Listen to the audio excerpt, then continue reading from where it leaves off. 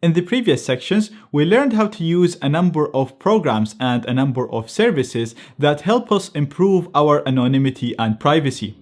We also learned how to access hidden services or onion services, or what's known as the dark net, and we learned how to use some of these services and some of these websites.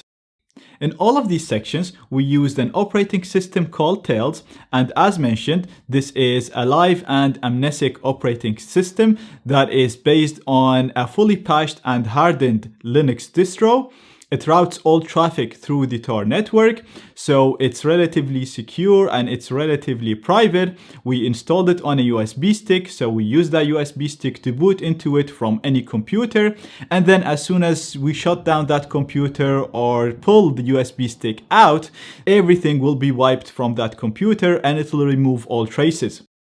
So all in all, it's a pretty nice package. It's very portable, very convenient, and that's why I chose to use it in all of the previous sections, because it provides relative security and good privacy and anonymity as long as you don't make any OPSEC mistakes, such as logging into an account that is tied to your identity or interacting with other accounts that can be linked to your real identity.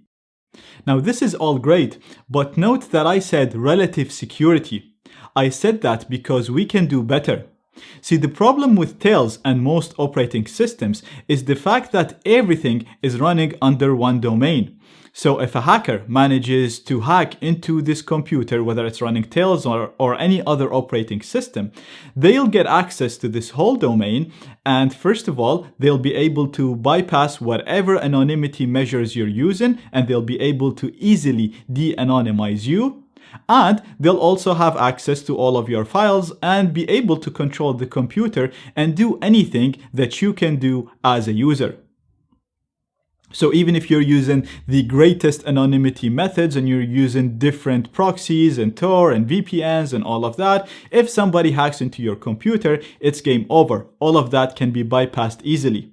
That's why security is very, very important, and that's why it's linked to privacy. You can't be private or anonymous if you're not secure.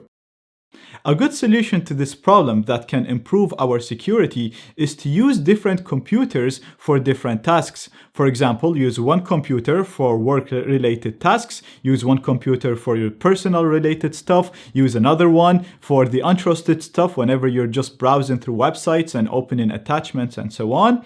Use one computer that is not connected to the internet to store your passwords and keys. This way, if somebody manages to hack into one of these computers, they'll only get access to one computer, and it'll be very difficult for them to move from this computer and compromise the other computers. Not only that, but the fact that you have an untrusted computer that you don't do any personal or work stuff on means that this will be the computer that will probably be hacked, not the other ones. So all of your important stuff in work and personal will not be hacked, and the hackers will not be able to gain access to them. Also, if you're using a separate identity on this untrusted computer, then your real identity or the identities that you use on work and personal, again, will not be compromised. So this is a really, really good solution. The only problem is it's not cheap. You need a number of computers, and it's also not easy to achieve. So imagine having to use a different computer every time you want to do a different task. You can make this slightly easier and use one computer, but use multiple Tails USB sticks, and again use each one of them for a separate domain, one for work, one for personal, one for untrusted. But again, this is not very usable because let's say, for example, you are using the work USB stick and you opened your work email, you're reading an email and there is an attachment, and you really want to open that attachment, but you can't really trust that attachment because it could be anyone. It could be a hacker pretending to be a friend, or it could be someone who gained access to your friend's account. So if you want to follow this model and if you want to be secure, you need to boot into the untrusted distro or the untrusted USB stick and open the attachment there. Then once you open it and read it, if it's fine, you need to turn this off, boot back into your work USB stick, your work domain, and then reply to the email. So you can see that if you're doing this every day, it's not very practical and it's going to become very, very annoying. This is where the idea of Qubes came from. Qubes is an operating system that is designed to improve security by compartmentalization. So, as soon as you boot into this operating system, it boots into Zen, which is a hypervisor, and then once the operating system starts, everything inside this operating system is separated into different domains. You'll have a domain for work, a domain for personal, an untrusted domain, and so on. And each one of these domains is a completely separate virtual machine. So you can think of these virtual machines like completely separate computers, and hence the name virtual machine. So each one of these virtual machines has its own RAM, its own CPU, its own file system, and so on, and is completely unaware of the other virtual machines. So just like running different computers, if your untrusted virtual machine or the untrusted domain gets compromised or hacked, it is very difficult for a hacker to move from there to your work or to your personal virtual machine. Not only that, but Qubes also separate other system components into virtual machines. So you have your networking, your file system, your USB controller, and your firewall, all running inside their own virtual machines. So if a hacker manages to exploit a vulnerability in any of these components, then only get access to this isolated virtual machine that is not even aware of the existence of your work and your personal domains and so on. And with this, you won't need to have multiple computers, and you won't need to keep restarting and booting into different USB sticks. You'll always be using the same operating system, and the different virtual machines will be running inside this one single operating system. Now, these nice features come at a price. Qubes is very resource hungry and has specific requirements. I'm going to include these requirements in the resources of this lecture, so please go through them before attempting to install it. Now, before moving into the next lectures where I'm going to show you how to install Qubes and use it, I know right now you're thinking, do I really need to install Qubes? And the answer really depends on you and your threat model. With Qubes, we're not going to be using any other magical methods to become more anonymous. So you'll still be using Tor, you can still use a VPN and multiple proxies. Nothing that you can't do in Tails. The only difference is the added security that Qubes allows by compartmentalization. Therefore, if someone targets you specifically trying to de-anonymize you, they're less likely to be able to hack into your computer or to gain access to it and therefore de-anonymize you.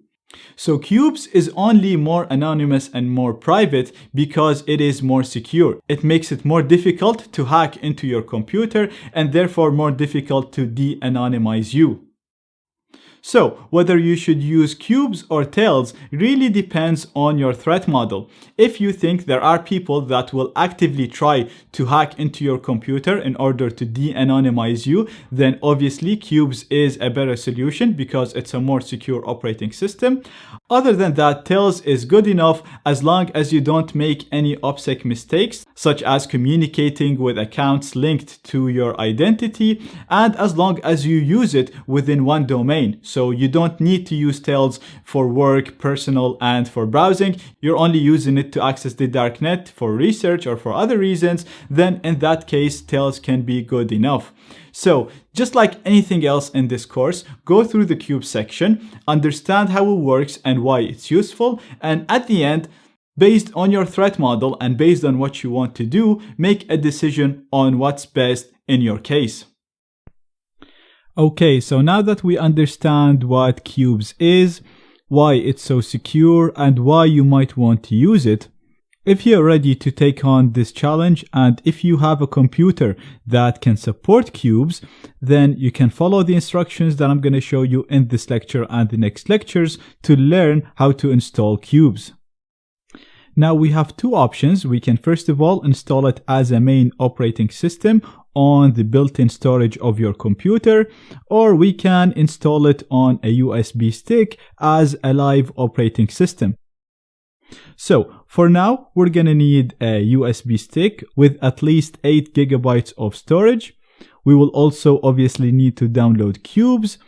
we're going to use Etcher, which is the same program that we used to flash Tails. So we're going to use it to flash the Qubes ISO image to the USB stick, and that way we're going to have a bootable USB stick that contains the Qubes ISO image. At this stage, we have two options. We can either just simply connect it to a computer and install Qubes on that computer, on the built-in storage of that computer, just like any other operating system, so we'll be able to use it without even connecting the USB stick. Or you can use another USB stick of minimum size 32 gigabytes. And what we'll do in this case is we will flash a live version of Qubes to the new USB stick. And then we can use this new USB stick to boot into Qubes from any supported computer, regardless of what operating system this computer runs. So we can connect it to a Windows computer or Mac or Linux, and we'll be able to use Qubes on any of these computers. And once we disconnect the USB stick, the computers will be back to normal, running the default operating systems that they used to run. Now, the installation steps are identical for both options, except for one small change, and I will highlight that change once we get to it. So, let's go back to the start. Everything that I'm going to show you from now on will be done on a Windows computer, but you can follow the exact same steps and use the exact same software that I'm going to use on Windows to install Qubes from any other operating system. So you can follow these steps from OS X and from Linux using the exact same software. If you face any issues, then please post them in the Q&A section and we'll respond to you within 15 hours. So I have the Qubes official website open in here, and I'm already in the download page. I will include this in the resources of this lecture, and I'm going to scroll down and I'm going to download this version right here. So all you have to do is just click on the ISO button in here.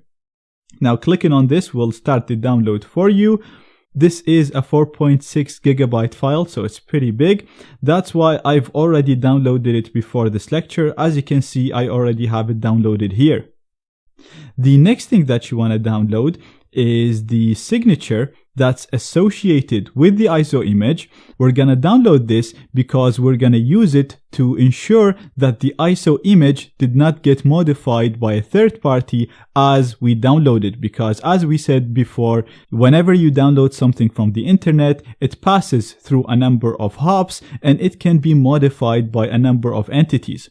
Therefore, we're going to download the signature in order to use it to verify the integrity of the ISO image and make sure that the ISO image did not get modified since the developers of Qubes created the signature. So to download the signature, we're going to right click it and click on Save Link As. I'm going to put it in my downloads and I'm just going to click on Save. And if I look in my downloads right here, you can see we have the signature file that we can use to verify the integrity. Now, the steps that I'm going to follow right now to verify the integrity are very similar to the steps that we followed to verify the integrity of Tor browser when we downloaded Tor. To do this, you can use PGP4Win. I already showed you how to download and install it in the lecture where we downloaded Tor browser and verify it, so I'm not gonna do it again. You can go back to that lecture and revise it and see how to download it and install it.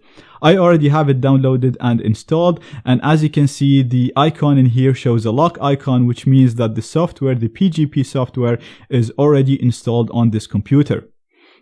Now, like I mentioned in that lecture, you can use a graphical user interface to verify the signature in here, but in my experience, the graphical interface is a little bit buggy. Therefore, I'm going to do it using the command prompt. Not only that, but the command prompt commands are identical to the commands that you'd use if you're using OS X or Linux.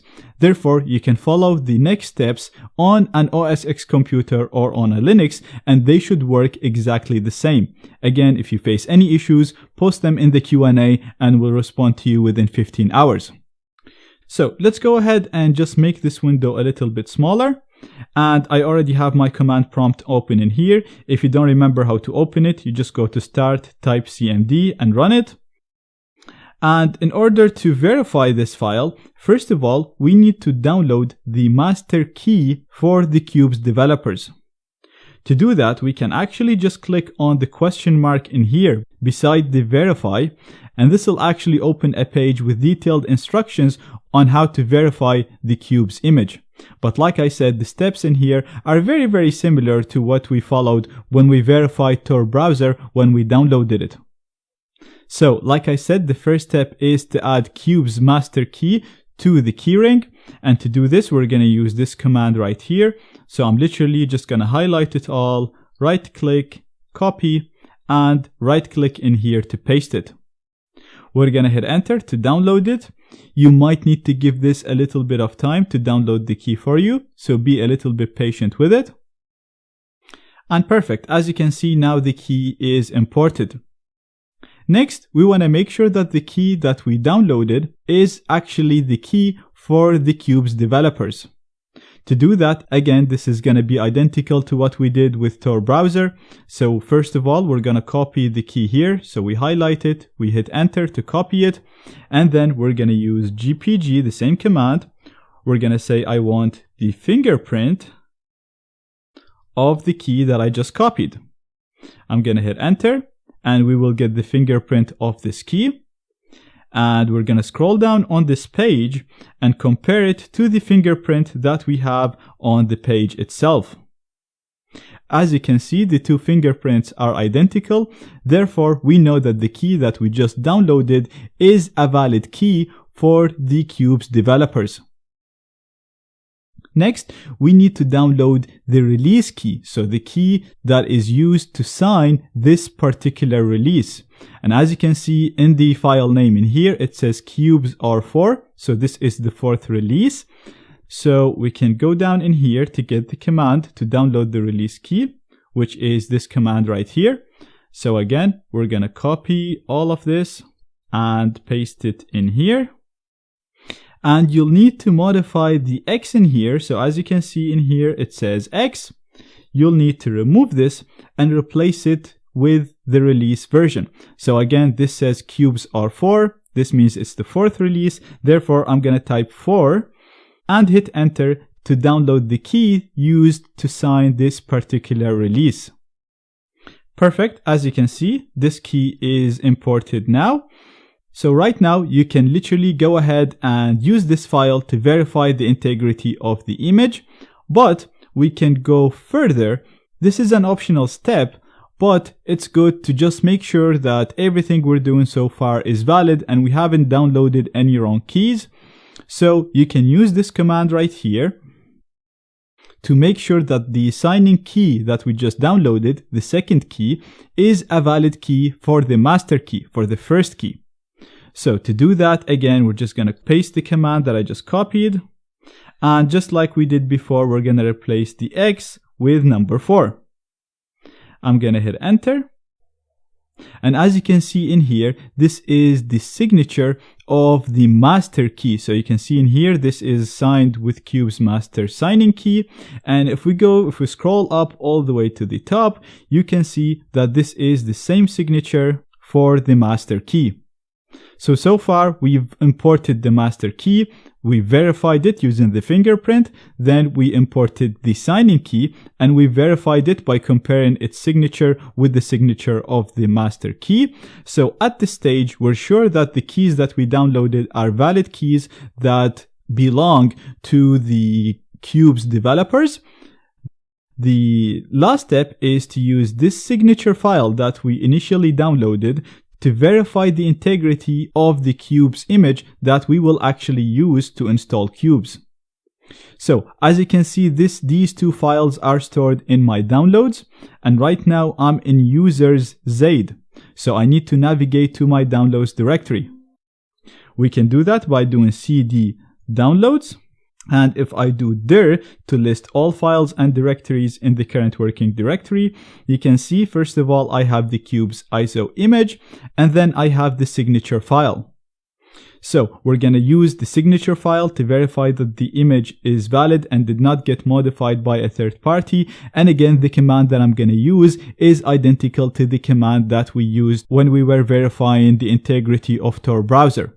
So we're using gpg --verify followed by the name of the signature file, which is this file right here. So I can just type Q followed by a tab and it will auto-complete for me, and I'll just need to add the .asc. I'm gonna hit enter and give this a little bit of time to check the integrity of this image right here. And perfect, as you can see in here, it's telling us this is a good signature from Qubes OS developers. This means that this file did not get modified since this signature was created by the Qubes developers. Therefore, we can go ahead and install it on our system knowing that it did not get modified by any other third parties since it was released by the Qubes developers. Now, in the next lecture, I'm going to show you how to flash this to a USB and continue with the installation steps. Right, so now that we downloaded Qubes and verified its integrity, so we're sure that it did not get modified by anybody else since it was released by the Qubes developers, the next step is to flash Qubes to a USB stick so we can use that USB stick to install Qubes. Now, we're going to use a program called Etcher. This is the exact same program that we used to flash Tails to a USB stick. So, as we know, this program runs on Windows, Linux, and OS X. I have its download page in here. All you have to do is just go to it. It'll automatically detect what operating system you have, click on download, and install it. You can also use this drop-down menu to download it for other operating systems if it did not detect your operating system properly.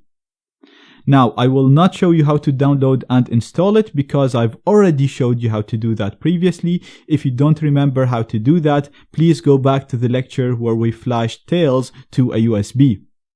So, what I'm going to do right now, I'm just going to run Etcher and use it to flash Qubes to my USB stick. Now you'll notice using it is identical to the way that we used it with Tails, but I'm just going to do it again for the sake of completion. So first of all, you want to click on select image to select the image that you want to flash to a USB stick. So we're going to navigate to my downloads where I downloaded Qubes, and I'm going to select the Qubes ISO image that I downloaded in the previous lecture. We're going to click on open and that's it selected. The next thing is we need to select the drive that we want to flash this Qubes image to. Now, I haven't connected my USB stick yet, so I'm just going to connect it to my computer. And as you can see, it'll automatically get detected by Etcher. If this wasn't the correct USB stick that you want to flash Qubes to, you can click on change and select the USB device that you want. Keep in mind the USB stick that you're going to pick in here will be formatted. Everything stored on it will be deleted. So if you're sure this is the correct one, you can click on flash to start the process. We're going to click on yes to continue. And all we have to do right now is just wait for Etcher to flash the image that we selected, which is the Qubes image, to the USB stick that we selected. Okay, perfect. So now the process is complete. As you can see, the image was flashed successfully. So now the USB stick that we selected can be used to boot into the Qubes installer. So in the next lecture, I'll show you how to boot into that and how to use it to install Qubes as a main operating system, or use it to install Qubes on another USB stick so that we have a USB stick with a live Qubes installation that we can use to use Qubes on any supported computer regardless of what operating system it runs. Now that we flashed the Qubes image to a USB stick, we can connect this USB stick to a computer and install Qubes as a main operating system on that computer, or we can use another USB stick, flash Qubes to it, and then use Qubes as a live operating system using this second USB stick. So we'll be able to connect it to any computer we want, regardless of what operating system it runs, and then we'll be able to use Qubes. And when we're done, the computer that we used will be back to using its default operating system. Now, as I mentioned earlier, Qubes is a complex operating system. So unlike the Tails USB, which we connect to pretty much any computer and boot into Tails, in order to boot Qubes image, we have to modify the BIOS settings of the computer that we're going to use. Entering the BIOS settings varies depending on the computer that you have and depending on the motherboard. On the right here, I have a table of the most common computers, along with the buttons that you need to press in order to enter the BIOS settings. So as soon as you turn on the computer or restart it, you'll need to press the button relevant to your computer in here in order to enter the BIOS settings. Once you're there, you want to make sure you enable virtualization. In most cases, you'll also need to disable secure boot and set the boot to legacy. This is optional, but to my experience, I had to do that in a number of laptops. Then you can finally configure your boot order to boot from USB first, or you can just restart and enter the boot menu like I showed you before with Tails and choose to boot from USB. So let me show you how to do this on a real computer. Okay, so this is a Lenovo computer. Therefore, based on the table that I just showed you, I will need to press F2 as soon as I turn on this computer in order to enter into its BIOS settings. So first, I'm going to hit the power button to turn it on, and as it's being turned on, I'm going to keep pressing F2 to enter the settings. And perfect, as you can see, I am in the BIOS settings right now. Now keep in mind, depending on your computer, the settings might look different than what I have in here. The main thing that you want to keep in mind is to modify the 4 settings that I mentioned earlier: enable virtualization, disable secure boot, enable legacy mode, and set it to boot from USB first. Like I said, you might find these settings under different categories or under different windows, but just make sure you modify these settings. So as you can see, for me, the first window that I see is just an information window. It doesn't really allow me to modify anything.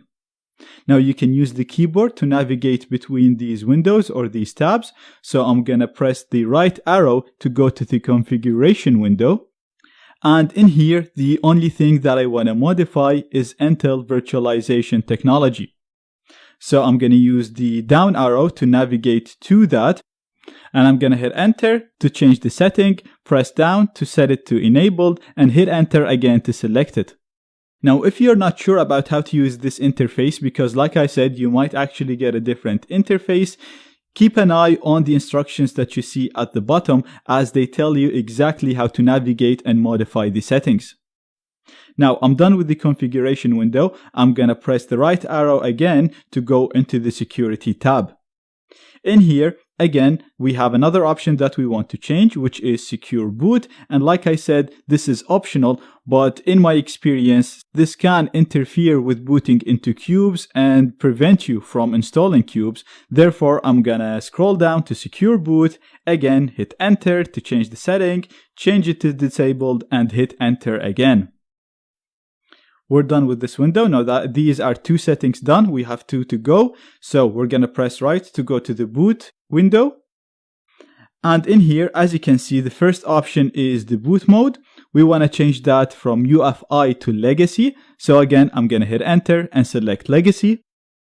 You might not get this, but as you can see now, I got an extra option here. The second one, the boot priority, it's set to UEFI first. Again, I'm going to hit enter and change that to legacy first.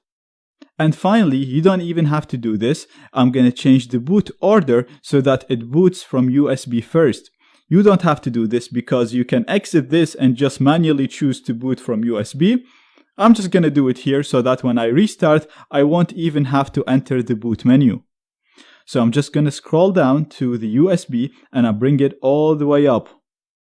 Again, I'm looking at the bottom of the BIOS screen to see how I can move items up and down. So based on that screen, it's telling me that I can use F5 and F6 to do so. Okay, now we're done with all the settings. So we enabled virtualization, we disabled secure boot, we disabled UEFI and we set the boot to legacy, and we set it to boot from USB first. We're done with everything. We're going to go to the exit. So again, I'm going to press the right arrow again, and I'm going to select the first option, exit saving settings. It's going to ask me, do I really want to do this? I'm going to say yes. And before hitting enter, because once I hit enter, it's going to restart my computer, I'm going to connect the USB device that I flashed the Qubes ISO image to. I'm also going to connect a second USB device. This is the one that I showed you in green, and this is the one that I'm going to install Qubes to. So I'm not going to install it as a main operating system on this computer. I will install it just to this USB stick, so that I can use this second USB stick to run Qubes on any computer that can support Qubes. So I'm going to use it as a live operating system, similar to the way that we were using Tails. And now that we are ready to restart, I'm going to hit enter to save the changes and restart the computer. Now, as you can see, it automatically booted using the USB stick into the Qubes image that we flashed to our USB stick. If this didn't work for you, if it didn't boot automatically into this, then enter your boot settings as the system is starting, similar to what we did with Tails, and force it to boot from the USB stick that we flashed Qubes to. So now we're ready to go ahead and install Qubes, and I'll show you how to do that in details in the next lecture. Okay, so now that we configured our BIOS properly to boot into the USB stick that has the Qubes image, as you can see, we managed to successfully boot into Qubes, and we have the installer right here. So as you can see, right now we have two options. We can select the first option to go ahead and install Qubes straight away, or we can go with the second option to test the hardware that we have first and then install Qubes if everything is fine. So I'm going to go with the second option. So I'm going to press the down arrow and hit enter to first test the hardware that I have. And if everything is fine, we will go ahead and install Qubes. Perfect. So we have the installer here, which means that we passed all the tests so far. Now, the next steps are actually going to be pretty simple. First, it's asking us for the language. I'm going to keep it at English. You can change it to whatever language you want. So I'm just going to click on continue here on the bottom right. Next, we have a window that allows us to change a number of settings. You can change the keyboard, the time, the language. I'm actually going to keep everything the same. The only thing that I want to change is under the system category in there, which is the installation destination. This is the location where Qubes is going to be installed to, and this is the only difference that I've always been talking about between installing Qubes to as a main operating system or installing it on a USB stick. So we're going to click on this to change this setting. And this will show us a window that will list all the storage devices connected to this computer. So the first storage device that I have there on the left, you can see the size of it is 931 gigabytes. This is the built-in hard drive inside my computer. So if you want to install Tails on this hard drive as a main operating system on this computer, you'll need to select this hard drive. Alternatively, if you want to install Qubes on a USB stick and then use it as a live operating system, similar to what we were doing with Tails, so you'll be able to connect it to any computer that supports Qubes and use it on that computer, and then when you remove it, the computer will be back to using its default operating system. If you want to do this, then connect a second USB device to this computer. The minimum size of this USB device should be 32 gigabytes. As you can see, I have one connected to it and its size is actually 57 gigabytes, so it's over the minimum. So all I'm going to do right now is literally just click on the storage device that I want to install Qubes to, which is my USB device right here. As you can see, it's ticked right now, so it's telling me that this is where Qubes is going to be installed to. And again, keep in mind that when you select a device in here, everything stored on this storage device will be removed and Qubes will be installed there. So make sure you don't have anything important to you because it will be erased. So I'm going to click on Done there on the top left. Now Qubes by default will encrypt the storage device that you pick. So right now it's asking me for a passphrase to use for this encryption. We'll be using this password to unlock the storage device that we picked in the future when we want to use Qubes. So I'm going to put my password in here and I'm going to click on Save Passphrase. Now in general, you should go back to the main menu at this stage. In my case, the USB device that I picked is not formatted properly. I intentionally did this just in case you face this issue. So if you're back at the main window, this is perfect. If you got the same warning that I have right here, then follow what I'm going to do in order to properly format the storage device and install Qubes on it. So we're going to click on Reclaim Space here at the bottom right. We're going to click on Delete All. And we're going to click on Reclaim Space. And that's it. We're back at the main window and we're good to go. So we're going to click on Begin Installation on the bottom right here. Now, like I said, this will take some time, so be patient with it. It will even take longer time if you're installing it to a USB stick like I'm doing right now. So I'm going to pause the video and we'll resume once the installation is finished. Okay, so now the installation is complete. We will need to create a user in order to boot into Qubes using the USB stick. So I'm going to click here on User Creation. I'm going to set a username and then I'm going to set a password. And I'm going to click on Done. And right now I'm going to click on Finish Configuration on the bottom right. Okay, now the configuration is complete. And as you can see here at the bottom right, I can click on Reboot to reboot the computer.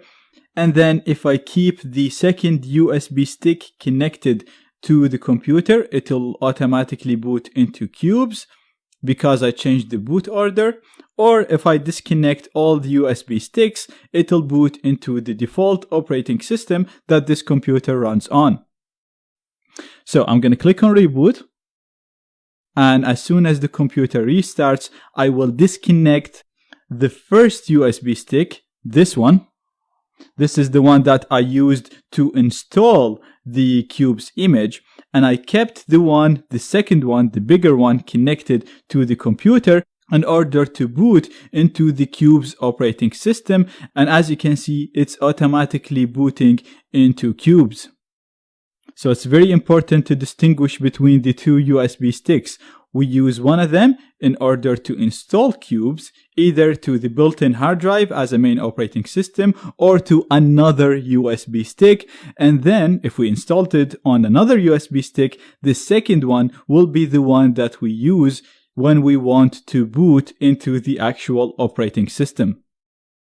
Right now it's booting into the operating system. Be patient with it. And as it's booting, as you can see, it's asking me for the disk password. This is the encryption passphrase that we chose when we installed Qubes. So I'm going to enter it and hit enter and just wait for the operating system to start. Now we're going to click on Qubes OS to set some final options. I'm going to keep everything to the default settings.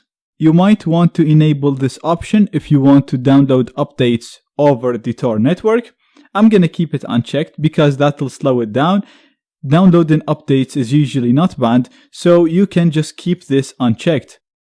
So I'm just going to click on Done and wait for Qubes to configure the virtual machines needed to run the whole operating system. Okay, so the configuration is finally complete now. This did take some time again, and it actually seemed like it froze at some stage there. So you will get this during the installation process. If it seems like it's stuck at a certain point, as long as the mouse is moving, then don't turn off the computer. Just give it its time, be patient with it, and it should finish the installation. So now everything is done. I'm going to click on Finish Configuration here at the bottom right. And perfect. Now we have the normal login screen for Qubes. So now in the future, all you have to do is connect the second USB stick to the computer that you want to boot Qubes from. Boot from USB, and you will get to this screen. You won't go through the configuration every time. So put the password that we set, hit enter. And perfect, now we are inside the Qubes desktop. Now you can see this is very similar to a basic Linux interface. If you have some experience with that, you'll be able to easily navigate this. If you don't worry about it. We'll talk about it in details in future lectures. But right now we finished installing Qubes as a live operating system to a USB stick. Now to turn it off, we're going to go to the top right, click on shutdown, and click on shutdown again. Now just to show you, so if I disconnect my second USB stick, this one right there, this is the one that we installed Qubes to. So if I disconnect it and start my computer, you'll see that it's gonna boot into Windows, into the operating system that it used to run before by default. So this is the whole point of installing Qubes to a USB stick. We'll be able to connect it to any computer that can run Qubes, use Qubes on that computer, and when we're done, the computer will be back to its original state, and we'll be able to take this USB stick with us anywhere we want and use Qubes from it. Okay, so now that we have Qubes installed and we booted into it and we logged in this lecture, I want to give you a very basic overview of the operating system, and then we'll get to use it more and more as we go through the course. So as soon as you log in, you will probably see this window right here, which is a configuration window for the Whonix gateway. This is the gateway that will direct all the data that we send to the internet and force it to go through the Tor network. Now, before configuring this, I want to give you an overview of the operating system, like I said. So I'm going to keep this to the side because I want to connect to the internet first before we configure this. The first impression, you'll probably notice that this looks very similar to a lot of Linux operating systems. You have a status bar in here that shows the running applications. And on the left here, you have a menu which allows you to run various applications in this operating system. You'll notice we can run a terminal in here, which is very similar to Linux terminals, like I said, and runs a lot of Linux commands, plus some Qubes specific commands. Other than this, you will also notice that we have System Tools menu, which allows you to access different applications related to the operating system. The one that you'll be using the most is the Settings Manager. Again, this is very similar to the settings application you get on a lot of Linux distros, and it allows you to change the various settings of the operating system. You can change the appearance, the desktop, the background, the windows, the mouse and keyboard, the languages, and so on. I've actually used this to modify the font size and the icons and even the theme here on top. So you'll notice the theme that I have right now is slightly different than what you see on your desktop if you just install Qubes. The reason why I did this is just to make it a little bit more readable and easy for you to see what I'm doing if you're watching this from a small screen or from a phone. So, very simple settings. You can click on whatever setting you want to modify, and then you can modify the different settings just like any other operating system. So it's very, very intuitive, and there is no point of wasting time on this. Again, in the system tools, other than the settings manager, you will find various settings and various applications that you can use to configure your system. So you have the package manager where you can install different programs in different packages. You have the updater where you can check for updates and update the system. You'll have your Qubes manager, and we'll talk about that in details later on. You'll have the global settings for the operating system. Again, we'll talk about that later on. You have your backups, you have your updates, again, screensaver, and so on. So you can spend some time with this, trying to familiarize yourself with it, or just keep this in mind that you have the system tools in here in case you wanted to modify any settings related to your system. Other than this, everything else you see in this menu will allow you to launch applications, and all of these applications are categorized or grouped based on different security domains and different virtual machines. And we'll talk about that in more details later on. Now, moving on to the right on the status bar, you will see that we have 4 different boxes. Each box of these is a desktop. So again, this is similar to a lot of Linux distros and even OS X. So you can have multiple workspaces where you can launch different applications and manage your windows, and you can easily navigate through them using this status bar in here by simply clicking on the workspace you want to go to, or using the Control Alt right or left, so Control Alt and arrow to navigate between them. So for example, we already have this window open in here, and if I go to the second workspace in here, I can open my terminal. And I can easily navigate between them in here by simply clicking at the workspace, or by doing Control Alt left to go back to the first workspace, or Control Alt right to go back to where I have the terminal open at my second workspace. Moving on to the right, again, we have our time and date, a calendar, we have the audio settings. Beside that, we have the network settings.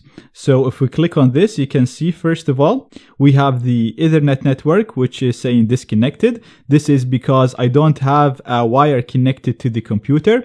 If you want to connect to an Ethernet network, just plug the Ethernet cable into your computer and you should be able to see the network in here. And all you have to do is literally click on the network and connect to it. Alternatively, if you want to connect over Wi-Fi, again, for me, you can see it's saying disconnected, but it's listing all the Wi-Fi networks around me. Now, if you have a wireless card in your computer, but you're not seeing any networks, that means that you need to install the drivers for your card. And this really depends on the chipset used in the card. So you'll have to go and Google and research the chipset used and see if it's compatible with Qubes. If it is, you'll have to see how to install the drivers. In my case, I was lucky.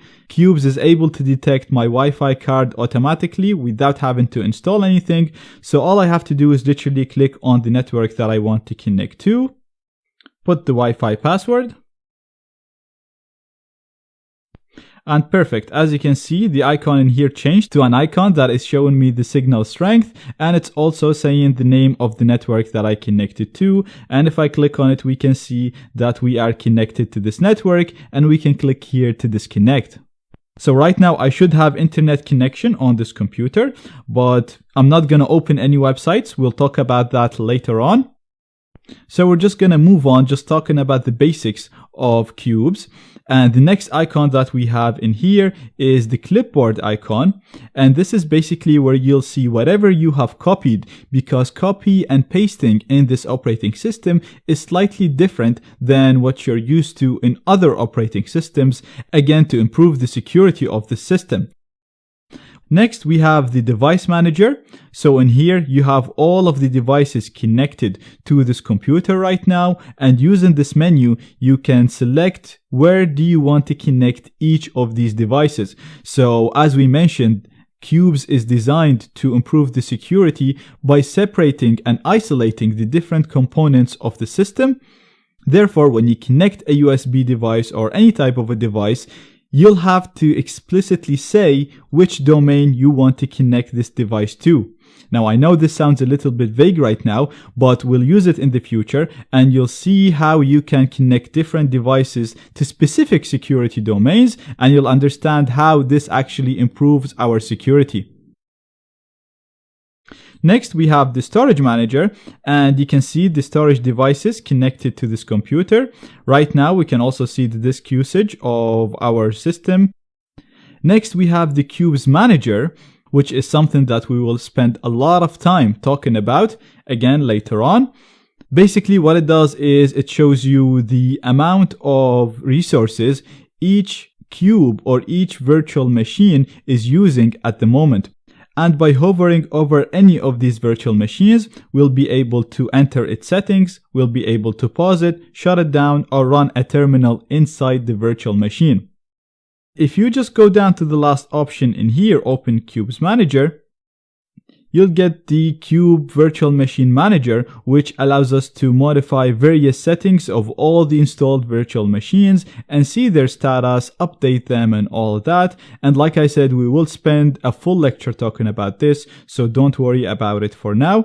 Just wanted to show you where it is and how to enter the Qube Manager. Finally, we have the update icon in here. You'll only see this if there are updates available. Again, you can click on it and launch the updater to update your installation. We have the power settings beside it. And finally, we have our user, which is in my case, John. Clicking on this will allow you to lock the screen, suspend, shut down, or log out. So as you can see, very simple and intuitive interface. You're probably able to figure out most of the things that I was speaking about earlier by yourself, but I just wanted to make sure that I cover everything in here before we dive deeper into this operating system. And I also wanted to cover how all of these are virtual machines in here so that you get an idea of what's coming in the next lectures.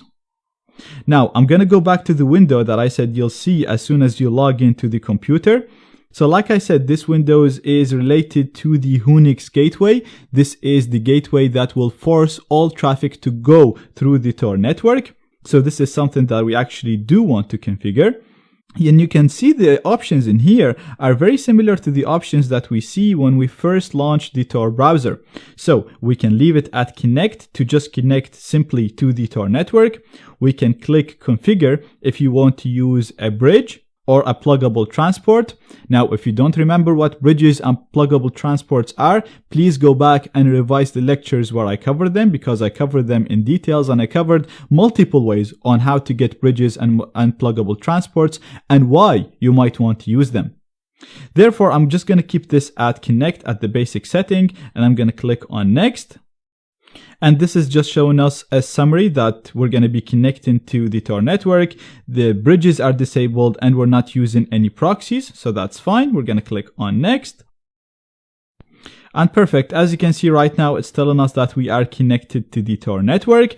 Now, keep in mind, please don't go and start browsing straight away. Not all web browsers in this operating system will forward traffic through the Tor network. So don't just go and access dark web websites right now. Wait for the next lectures, and I will explain to you the different web browsers and the different gateways inside this cool operating system.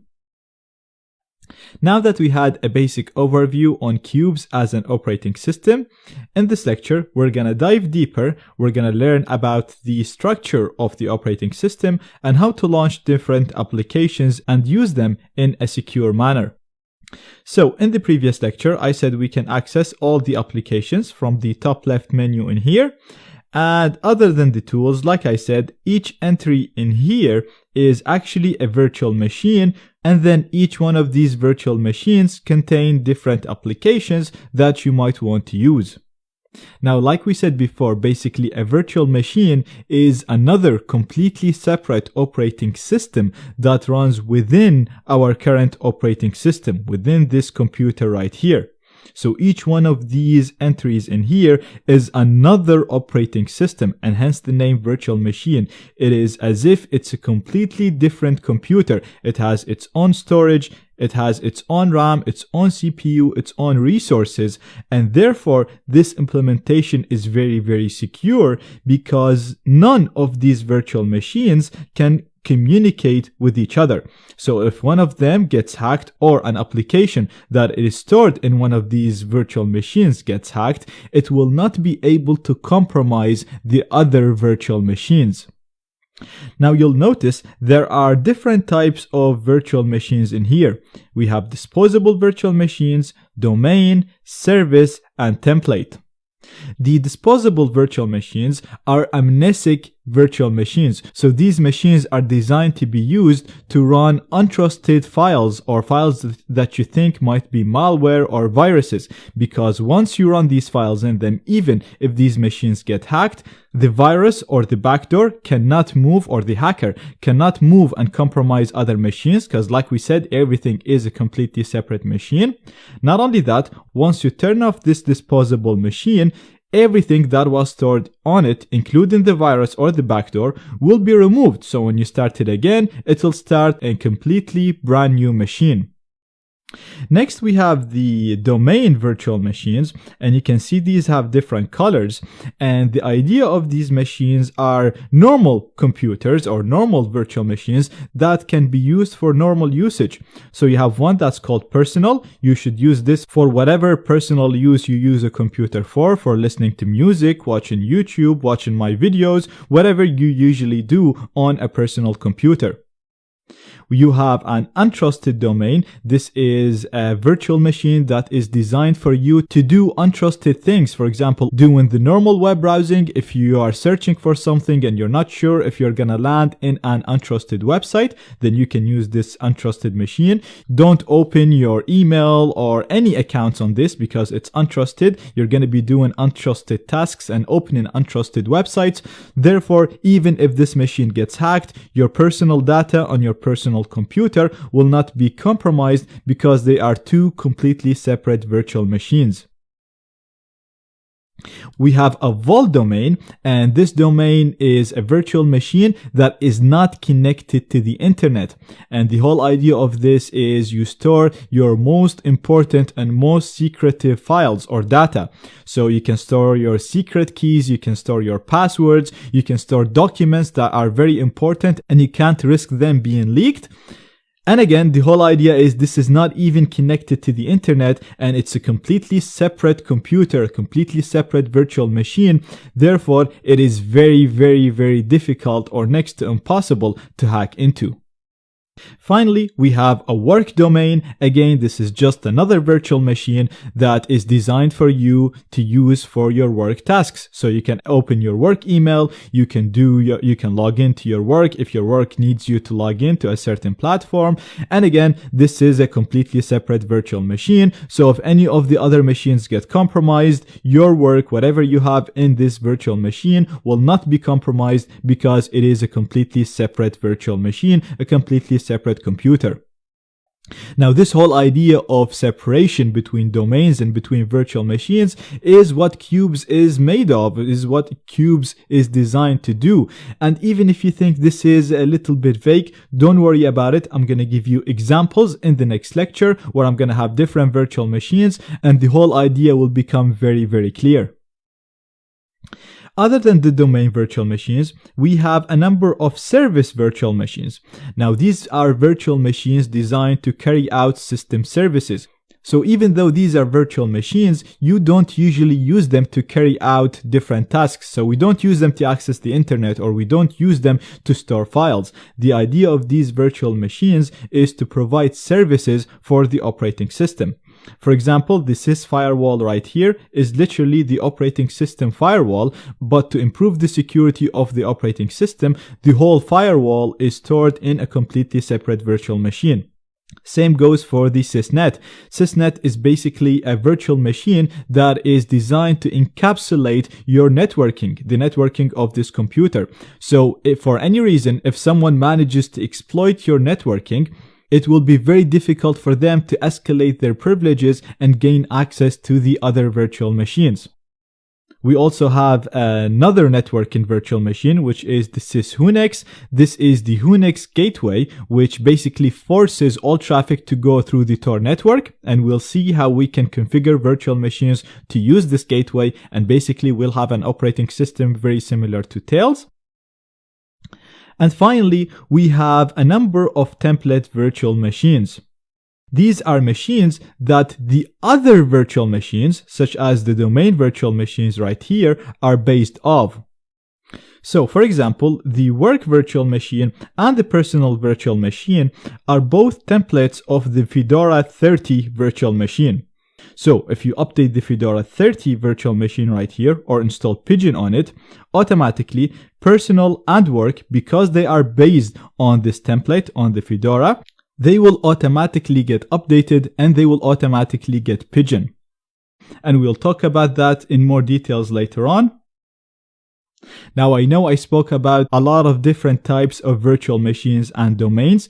Don't get confused and don't worry, we will be using them a lot in the next lectures, and as we use them, the difference will become clearer and you'll find it very, very easy to understand.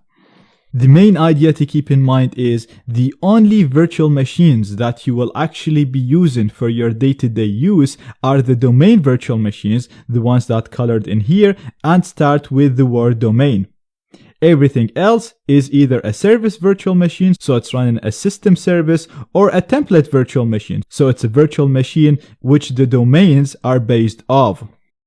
Now that we covered the basics of Qubes and we covered the basic structure and how all the applications are isolated into different virtual machines and the meaning of each of these virtual machines, in this lecture, I want to actually go ahead and start using applications so that it's easier for you to understand what we mean by the different domains, how do they work, and how to use them to carry on your daily tasks.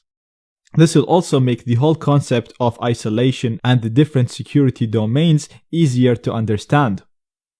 So, as usual, we're going to go to the top left menu to launch an application, and like I said in the previous lecture, the actual virtual machines that you'll be using to carry out normal day-to-day tasks are the colored ones, the ones that start with the word domain.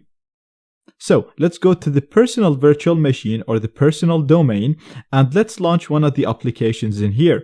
So we have a files manager, we can launch Firefox, we can launch the settings or a terminal. So let's click on Firefox because we want to access the internet. And you'll notice here on the top right, it's going to say that it is starting the personal virtual machine or the personal domain. So the first time you launch an application within a domain, you'll notice that there will be a little bit of a delay. The reason for this is, like I said, each domain is its own virtual machine. So the first time you launch an application within that domain, the first thing that Qubes will do is start a virtual machine, start a completely separate computer, and then launch the application that you requested within this domain, within this new virtual machine. Once done, as you can see, you'll get your application, which is Firefox in this case, and let's see if it's connected. So let's go to Z Security. And perfect, as you can see, we have a normal internet access, everything is working as expected, and you can use this browser the same way that you use any other web browser. Now, let's go ahead and go to the personal again, and this time I'm going to launch my files. And you'll notice that this will be almost instant because the virtual machine is already running.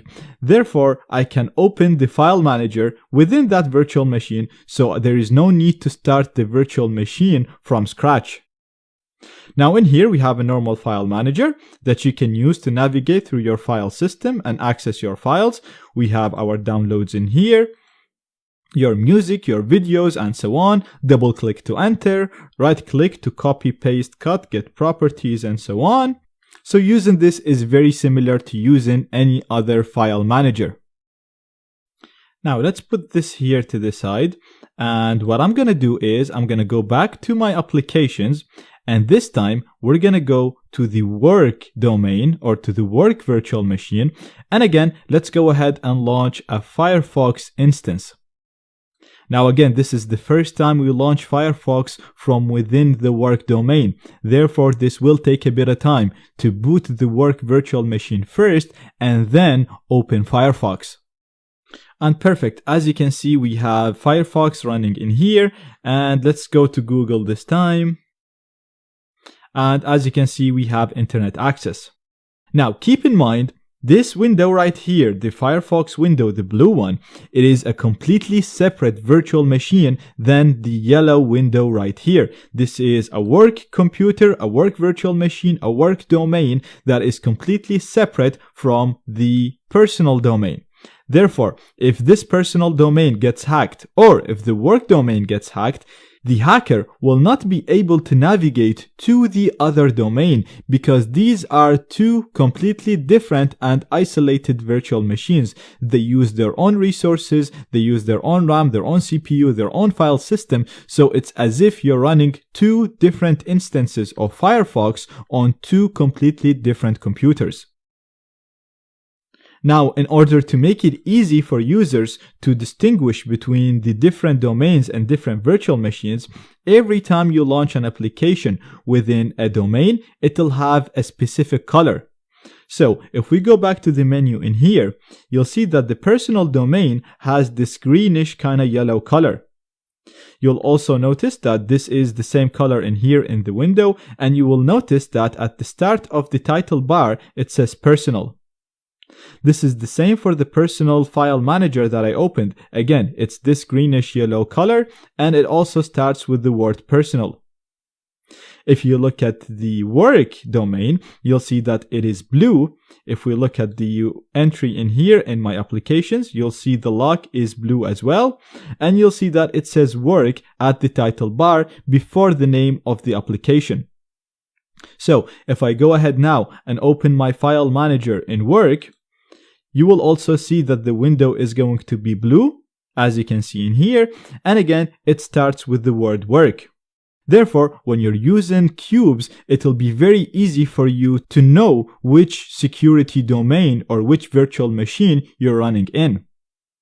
Now, if you've done any of my other courses or if you have any experience with using virtual machines, you're used to the way that when you start a virtual machine, you will see a new desktop. So if you're starting a Linux virtual machine, for example, you will see a new Linux desktop within your current operating system.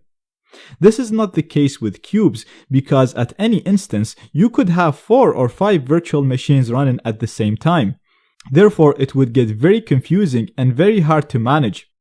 Instead, they use this coloring scheme and the titles that you see in here to help the user understand which security domain or which virtual machine they're running in.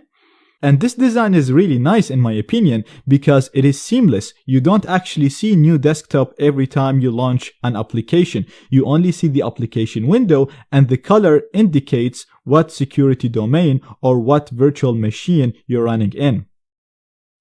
Now, to make this virtual machine idea stronger and to help you understand it better, let me give you an example. So let's say I wanted to download this image right here in this page.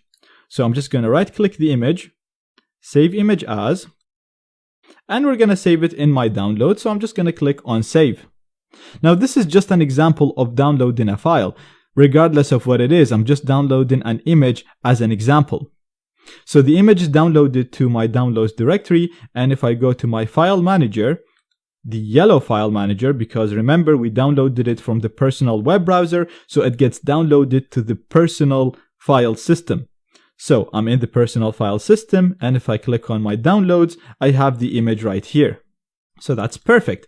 Now, if we go to the other file manager that we opened, the work file manager, which is in blue in here, if I go to my downloads, you'll see that I don't have the image. And the reason for this is, again, this is a completely separate virtual machine that has its own resources, that has its own file system.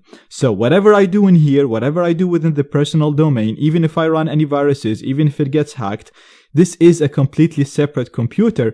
Therefore, whatever happens in here cannot move and affect this machine, and vice versa. So even the history, for example, we access zsecurity.org in here, so it should be in my Firefox history. So if I do Control H in here and look at today, you can see that we access zsecurity. Now, if we go to the Firefox web browser in here and we do Control H to see our history, you will not see zsecurity because again, this is a web browser that is running in my work virtual machine, and this is a completely separate machine that does not know what happens outside of it. And it is through this separation that Qubes excel and improves our security, because like I said, the idea is you use the separate domains to carry out separate tasks. So you use the work domain to do your work stuff, you use the personal domain to do your personal stuff, and you use the untrusted domain to do all of the other stuff that does not involve logging into accounts and that you might be opening untrusted websites and files. And this way everything is separated, and if any of these domains gets compromised, it does not affect the other domain. Now, once you're done with using a certain domain, for example, let's say I'm done with my personal tasks and I closed my browser and I closed my file manager as well, and I don't want to do anything personal anymore. If you want to free up some space, you can click on the Qubes icon in here on the top right. This will list all of the virtual machines running at the moment. So if you want to free up some space, we can see that the personal virtual machine is using 842 megabytes of my memory. So if I wanted to free up some space, if I'm not going to use this virtual machine anymore, you can just click on shutdown in here to shut it down.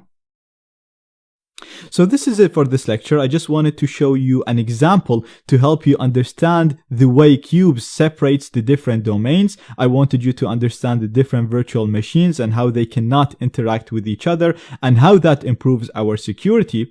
And in the next lectures, I'm going to show you how to carry out different tasks within this operating system, and the separation will become clearer, and you'll see how Qubes can really improve our security. Now, in this lecture, I want to show you how to use Qubes to carry out two important tasks that you're used to use on other operating systems. And as I do this, again, the idea of the separation and the different domains and virtual machines will become even clearer. So right now, I have an instance of a file manager in my personal domain. And on the left here, I have an instance of the file manager in my work domain, in my work virtual machine. Again, as you can see, it's in blue and it says work at the start. So as I showed you in the previous lecture, when we downloaded something in my personal virtual machine here, the image, it doesn't exist in my downloads directory in here because, like we said, these are two separate virtual machines using two separate file systems. Therefore, they're completely separate and they do not share anything. Now, what I want to show you is copy pasting. So let's say I wanted to copy this file. I can right click copy, or you can do Control-C just like any other operating system. And then because this is a picture, we can go to my pictures in here and just do Control-V or right click paste, and we will have the picture. So this is perfectly fine. It's perfectly normal. But if I do this again, so let's do right click copy, and let's say I want to put it in my downloads in my work file system in my work domain. If I do right click in here, you'll see that the paste is grayed out. I cannot paste. And if I do Control-V, you'll see that nothing will happen. And the reason for this is, again, it goes back to the whole idea of the separation of the different domains, which are completely separate virtual machines. So you can think of them as if they are two different computers. Therefore, what we did right now, it's as if you go to a computer, you right click and a copy image, and then you go to a completely different computer, to another laptop, and then you're trying to paste that image in that laptop. Obviously, that's not going to work because these are two separate computers. They use two different storage devices. Therefore, the second computer is not even aware that you actually copied something. Now, because these two computers or these two domains are running within Qubes, within one hypervisor, we can actually copy and paste between them. It's just slightly different. So, if you want to copy something within the same virtual machine, or within the same domain, it's fine. You can right click and copy. But if you wanted to copy between two different domains or virtual machines, you'll have to right click this. And instead of clicking on copy, we're going to click to copy to other app VM. Clicking on this will show us a window that will ask us which VM or which domain we want to copy this file to. Now we want to copy this to our work VM, to our work domain. So I'm going to type work and I'm going to click on OK. Now you'll see that this will not appear in here, but if we go to the home directory you'll see we have a new directory in here called Qubes incoming. And this is where you will see all the files that you copy from other domains or other virtual machines. So if we double click this, you'll see we have a directory called personal. If you copied stuff from another domain, for example, if you copied it from the untrusted, you'll have a directory called untrusted. So inside the personal directory, you'll see we have the image that we wanted. If we double click it, you'll see that the image is fine. This is the actual image. It did not get corrupted. And you can now right click it and copy it and paste it to anywhere you want within this operating system within the work domain. So this is how to copy files within a domain or between two different domains. Now what about copying text? So let's just type something simple. I'm just gonna click on the search in here just so that I have a text box that I can type in, and I'm just gonna type this is some text to copy. Now, if you want to copy this text within the same operating system, again, it's exactly the same as any other operating system. You select all the text that you want to copy. You can do right click copy or Control C from your keyboard. And then if we remove this and then open the search bar again and do Control V, this will paste it in here for me. So identical behavior to any other operating system that you're used to. Again, the tricky part is trying to copy this text from one domain, from one virtual machine to another domain. Because this domain right here is a completely separate computer, it doesn't even know that you copied this text. So to get around this, you'll have to first select the whole text. You'll have to do Control C or right click copy to copy it. And then we're going to do Control Shift C. Doing this will copy the text into the global clipboard. So right now, the text that I just copied is available for all operating systems, for all domains to capture. And if you go here to our clipboard, you can see that we have 25 bytes of data are copied from the personal domain. Now, if we want to paste this in here in my work domain, before we can do Control V, which is the shortcut for pasting, you have to first of all get the global clipboard, get the text that we copied to the global clipboard.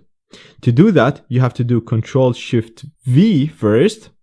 And as you can see now, it's telling us that the global clipboard has been wiped and it's in my work domain clipboard now. So now I can paste it exactly the same way that I paste anything else. I can just do Control V, and as you can see, we have the text pasted in here.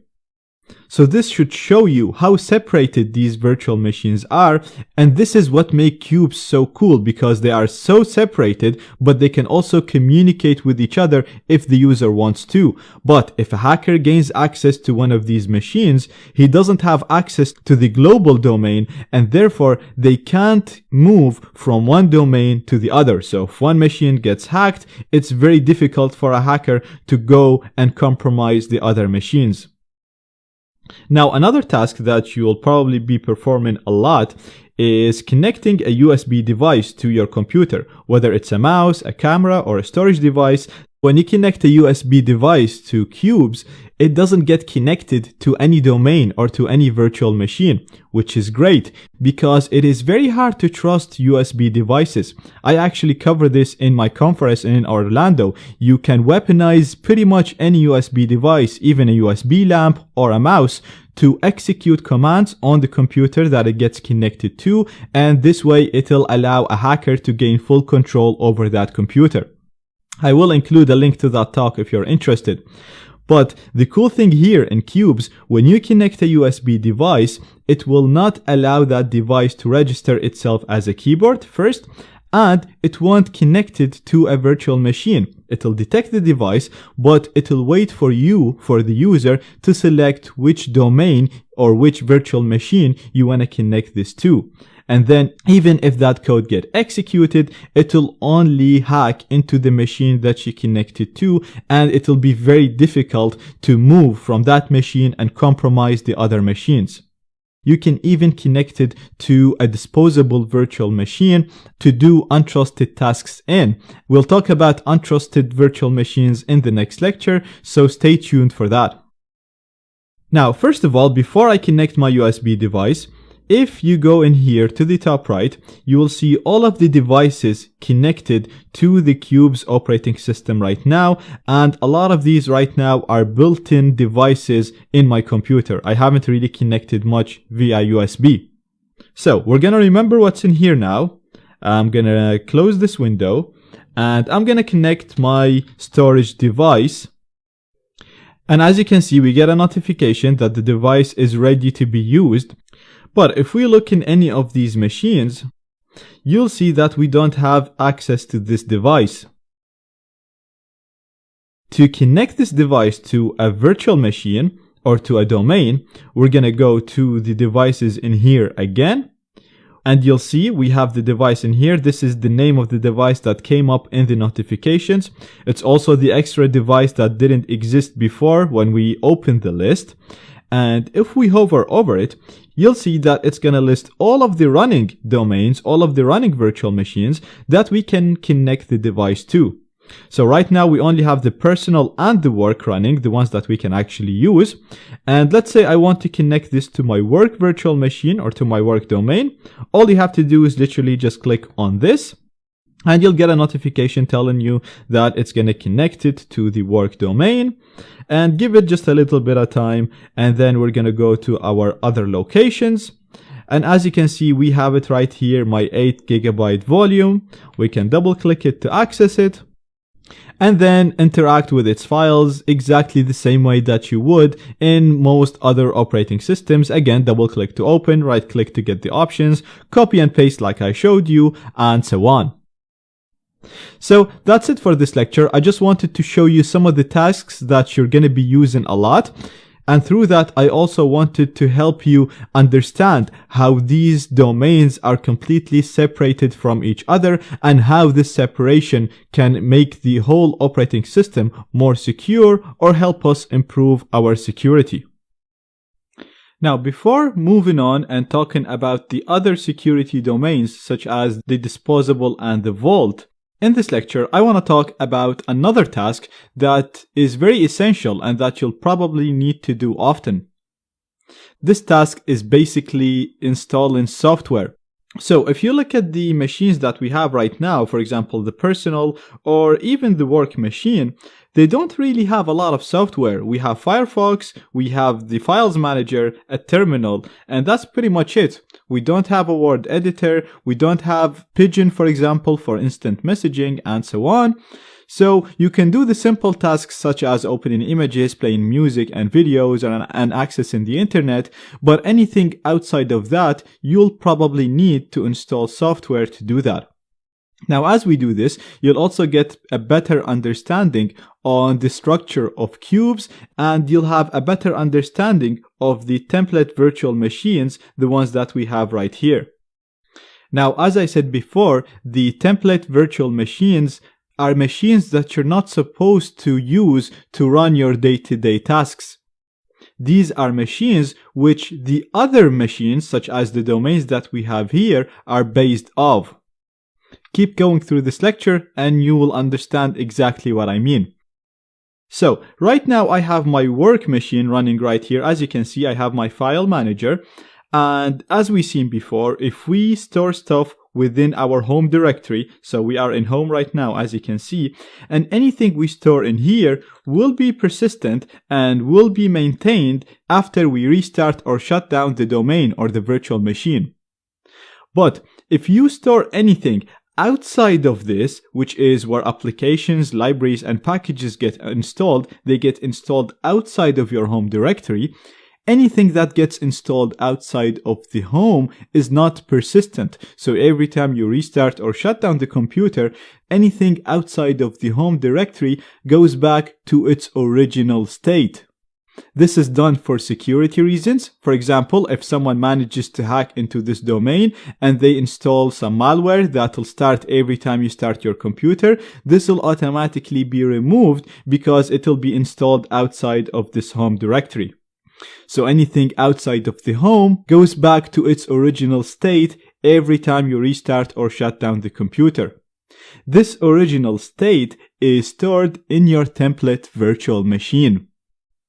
So let me show you. If we go here to the cubes and we click on the cube manager, you'll get a program similar to a task manager, and in here you'll see all of the cubes, all of the virtual machines that you have, and it'll show you important information about each one of these machines.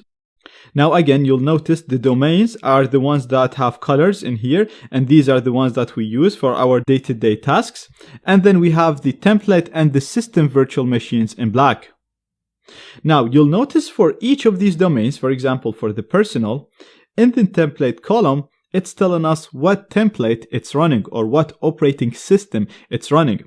So you can see the personal is running Fedora 30, you can see the untrusted, the sysnet, the work, all of them run the template that is called Fedora 30. Now Fedora is a Linux operating system, and basically each one of these virtual machines or security domains are based on the Fedora 30 template. So when we start the work virtual machine, it uses the Fedora 30 template, so we can see the Fedora 30 in here. It creates a virtual machine that uses this virtual machine as a template, and the only thing that it replaces is the home directory. So the only thing that it replaces is what we see in here, which are the user files that they use in their day-to-day tasks. Now, because every time we start the computer, it pulls everything outside of the home from the template virtual machine, this means that if we install software on the template virtual machine, it will be installed on all of the virtual machines that use this template as a template. So if I install Pigeon, for example, in my Fedora 30 template, work, personal, untrusted, all of these virtual machines use the Fedora 30 as a template, and therefore all of these virtual machines will automatically have this software installed on them. Now this can also be dangerous because keep in mind, if you install malware on your template virtual machine, all of the other virtual machines based on this template will inherit the malware. So you want to be very careful on what you install on your template virtual machine. Now, as an example, I actually want to install LibreOffice, which is a program that allows us to open the different Office files in Linux, because I want to open this Word file in future lectures. So I want to be able to use LibreOffice in my work domain, and based on this, we know work is based on the Fedora template. Therefore, we're going to install LibreOffice on Fedora 30, and it will automatically be available for all of the other virtual machines that use the Fedora 30 as their template. Now, before doing so, before going and installing anything on this, we need to enable networking on this virtual machine, because by default, to improve its security, the template virtual machines are not configured to be connected to the internet. So you can right click and go to settings, you can click on the icon in here, or you can go from the top left, go to the template virtual machine and click on the cube settings, not its settings. So we're going to enter the cube setting, the virtual machine setting, and what we want to do is modify the networking. As you can see, by default it's set to none, and we want to set this to sysnet so that it gets connected to the internet. We're going to click on OK. And now we're ready to go and install software on this virtual machine. So again, we're going to the top left. We're going to go to the virtual machine and we're going to click on the software in here to launch the software manager. Now, first of all, this will start the Fedora 30 template virtual machine, and then only when it starts, it'll launch the software manager. So similar to starting any application within any virtual machine. So now you can look for the program that you want to install from the list here, or you can click on the search and search for it. So I'm just going to search for Office. And the program that I want to install is LibreOffice Writer. So we're going to click on it and click on install. So it's very intuitive and very similar to installing software on most operating systems. Now you want to give this some time depending on your machine. Sometimes, again, it seems like it's stuck at one stage, but it's not, it's loading. So just be patient with it, and once it's done, you'll have the software installed. Perfect, now the installation is complete. So right now we have installed this software, the LibreOffice Writer, on the Fedora 30 virtual machine. So I'm going to close my software manager, and I don't want to use this virtual machine anymore because, like I said, we don't use the template virtual machines for our daily use. Therefore, we're just going to go to my Qubes and I'm going to shut it down. Now you'll notice we have a new icon in here beside all of the virtual machines that use the Fedora as its template. And if we hover over this icon, you'll see that it's telling us that once our template is stopped, once we shut down the Fedora machine, the changes that we made to the template will be reflected on these machines because these machines use the Fedora as their template. Now I'm also going to go ahead and turn off my work computer. So the software that I installed should be available in my work and in all of the other machines that use Fedora as a template. So let's go ahead and start my work. And I'm just going to go to my file manager. And I'm going to go to my downloads because I've already downloaded a Microsoft Word document in here just for testing. So let's right click this and open with LibreOffice Writer. As you can see, we have a new option in here. This wasn't available. This is only available because we installed Office Writer, and the only reason why it's available in Work because Work uses the Fedora 30 as its template, and since we installed this in the template, it's going to be available to all virtual machines that are based on this template, such as the Work virtual machine or the Work domain. So if I click on this, it'll load the program and I'll be able to read this document. Now, one last thing that I want to show you before we wrap this up, I'm going to close this. And if I go in here and go to my work, you can see that I have some of the programs that are installed in the Work domain, in the Work virtual machine, such as the files, Firefox, and my terminal. But I still don't see the LibreOffice Writer, which is what I just installed. So it'll be really nice if I have it here and I'll be able to access it directly from here so that it'll automatically start the Work domain and then from there launch the Office Writer, similar to what happens if I just click on Firefox. Now doing this is very simple. Again, we're going to go back to our Qubes manager. We're going to click the machine that we want to modify, which is my work in this example. We're going to click on its settings in here. And we're going to go to applications, and this will list all of the applications available on this virtual machine. We're going to click on refresh applications first to get a list of all of the applications available. This will have to start the template in the background, as you can see, and it will automatically shut it down once the refresh is done. And then in here on the left side, we have all of the programs installed on the Work virtual machine. So we're going to look for the program that we want to add to the menu that we have in here. So I'm going to scroll down and you can see I have my LibreOffice Writer in here. So I'm just going to click on the right arrow and we have LibreOffice added now in here. So I'm going to click on OK. And now if I go to my menu and go to Work, you'll see that I have a new entry for the program that I picked, and I can just simply click this from here to start LibreOffice whenever I want. So if the virtual machine is running, this will instantly start the program. If the virtual machine is off, it'll first start an instance of my Work virtual machine, and then it'll automatically launch the program that I selected, which is LibreOffice in this case. So that's it for this lecture. Now you know how to install software in Qubes and use it in the different domains.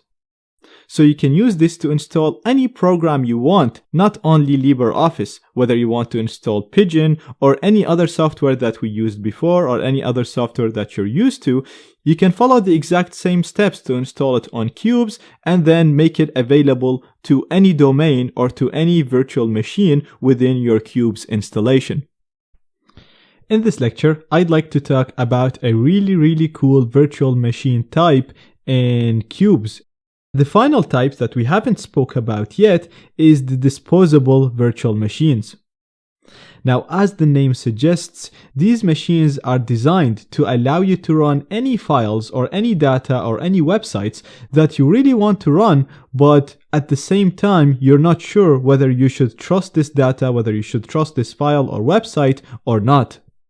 The whole idea is when you start a disposable virtual machine, Qubes will create this virtual machine. Unlike what happens with all of the other machines, Qubes will start an existing machine.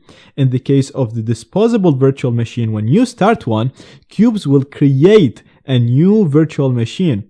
You will use it, and then when you're done, when you turn it off, Qubes completely destroys this machine. So the next time you start a disposable machine, you will start a completely new virtual machine. Now, just like all of the other virtual machines, this virtual machine is completely isolated. So if it gets compromised, if it gets hacked, it uses different resources and different file system. So it is very difficult for a hacker, even if he manages to hack into the disposable virtual machine, to move on and hack into the other virtual machines that you have inside Qubes. Not only that, as soon as you turn off this virtual machine, like I said, the whole virtual machine is destroyed. So even if they have some kind of a persistent malware, or even if they're trying to exit the disposable virtual machine and move somewhere else, their connection will be completely disconnected because the whole virtual machine will be destroyed. So, hovering over this, just like any other virtual machine we have inside Qubes, you can see that we can launch a number of programs, mainly Firefox and the terminal, and then you can enter the Qubes settings. This is pretty much everything you'll need. So for example, let's say you're using your work virtual machine right here. So I have a Firefox instance in my work domain, as you can see here. And let's say you got an email that appears like it came from an address that you trust, whether it's a friend's address or an address of your boss or an address of a company that you work with. So you really want to click on a link that's inside this email, but at the same time, you're not sure if this link is safe to click on or not. Because keep in mind, hackers could have hacked into your boss or into your friend and then sent you that email. Or they can actually send emails that look like they're coming from other people. And I actually show how to do this in my social engineering course, and I showed it off in my talk at the Global Cybersecurity Summit in Orlando. I will include a link to the talk in the resources of this lecture, and if you're interested in my other courses, check out the bonus lecture, the last lecture of the course. Anyway, so you can get an email that looks like it's coming from an address that you trust, and the email could ask you to click on a link. Now, clicking on this link could result into you getting hacked, but at the same time, because you trust this address, you actually want to click on the link. So the best solution for this is to go and start Firefox inside a disposable virtual machine. Like I said, this will create a completely new virtual machine, and inside this completely new virtual machine, it will start a Firefox instance. And perfect, as you can see, we get a normal Firefox browser. So what you want to do is, let's pretend that this is the email that you got. All you'll have to do is copy the link that you want to open. You don't want to open it in here. You just want to click on copy link location. This will copy it within the clipboard of this virtual machine of the work domain. So you'll have to do Ctrl-Shift-C to put it in the global clipboard. Go to the virtual machine where you want to paste it. Again, I covered this in details before, so I'm doing it quick. If you don't remember how to do it, go and revise that lecture. So we go to the virtual machine where we want to paste this text. We're going to do Ctrl-Shift-V to paste it in the clipboard of this virtual machine, and then Ctrl-V to paste it in my URL in here, as you can see. And I have the link right now in here, so all I have to do is just hit enter. And that'll load the link for me inside this completely isolated disposable virtual machine. So let's assume that this link exploits some kind of a vulnerability that will allow the hacker to hack into my computer. They will gain control over this disposable virtual machine, but they won't be able to exit out of it and do anything else. And then as soon as I click on the X in here, the whole virtual machine will be shut down and it'll be destroyed. So the next time I run a disposable virtual machine, I'll actually be running a completely new virtual machine that does not contain the malware, even if it was downloaded using the previous session. So that's really cool, but it doesn't stop there. Let's assume that you really want to open this file, but at the same time, this file is downloaded from the internet or from an email, so you can't really trust it, even if it's coming from a trusted email. Like I said, someone could have hacked into the account that sent you the email, or someone could be pretending to be that email, but they're not. So if you really want to open this file, all you have to do is right-click the file. Instead of clicking Open with LibreOffice, you want to go to View in a disposable virtual machine. Clicking on this will create a completely new virtual machine like we've seen before, and then opens the file inside this disposable virtual machine. And once you close it, the whole virtual machine will be destroyed, the file will be removed from the virtual machine, and even if the file contained malware, the malware will not be able to exit that virtual machine and affect your work computer in here, because again, they are two completely separate operating systems. Now, I'm not going to show you that because it's very simple. All you have to do is literally click on View in a disposable virtual machine and it'll work as expected. What I really want to show you and what I think is really cool is the Edit in a disposable virtual machine option. So with this option, again, it'll create a new disposable virtual machine, but it'll open the file for editing for me. This way, not only I'll be able to read the file, I'll also be able to edit the file, save it, make changes to it. For example, if I was asked to fill something or to sign the file, I'll be able to do that. So for example, let's just type test, and I'm going to do Control S to save it. We'll keep it at Microsoft Word 97 format. And now I can go ahead and send this file back, knowing that even if this file contained malware, it did not affect my domain. Now, just to show you, you're not supposed to do this, but just to show you that the changes were saved, I'm going to double click this file just to open it here, just to save time. And we have it here. And as you can see, what I added in here, test, it's saved and it is contained within the document. So this way, not only that you can view documents safely, you can also edit them safely without affecting the security domain that you're working in. And if this wasn't enough, there is another really cool feature that you can do for images and for PDFs. This really cool feature allows you to not only view the file in a different disposable virtual machine, but you can also convert the file to a trusted PDF. So again, regardless of how you got this PDF, whether you got it from a friend, from an email, from the internet, let's assume that you have a PDF that you really want to run. What you can do is you can right click and view in a disposable virtual machine, that's fine. Or you can click on Convert to a trusted PDF. What this will do is it'll first of all create a new disposable virtual machine. It'll copy the PDF to this new virtual machine. It'll use a complex process in order to make sure that the PDF contains no malware, and also completely destroy the PDF and convert the data in this PDF into images. At the end, you'll notice we have a new file in here. This is called sample.trusted.pdf. So it added the word trusted to our PDF. And this PDF right here is a completely clean version of the original PDF. So not only that we can open this PDF in our current domain safely, knowing that it contains no malware, but you can also go ahead and send it to others. So let's assume you need to send this to a colleague or to a friend, but you're not sure if this PDF is clean. Then this way you can clean the PDF and make sure that it contains no malware.